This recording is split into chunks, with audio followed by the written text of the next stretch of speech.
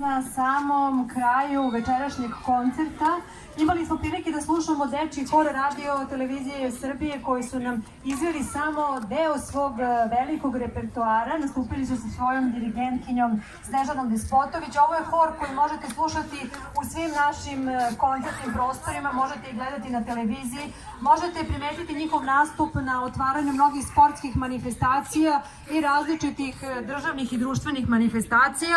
Svuda gde zapravo dečjom pesmom i glasom, poletom i ovom vedrom energijom u kojoj smo i mi večeras uživali može da započne nešto. A to nešto se večeras i završava, ali i započinje kao neka nada, da kažemo, za budućnost. Večeras završavamo 8. festival Muzika Klasika Light. Tradicionalno smo na zatvaranju slušali dečji hor RTS-a i očekujemo da se nađemo upravo ovde i naredne godine i da zapravo i 9. festival Muzika Klasika Light, koji će biti poslednje nedelje maja meseca, zatvori upravo ovaj ansambl.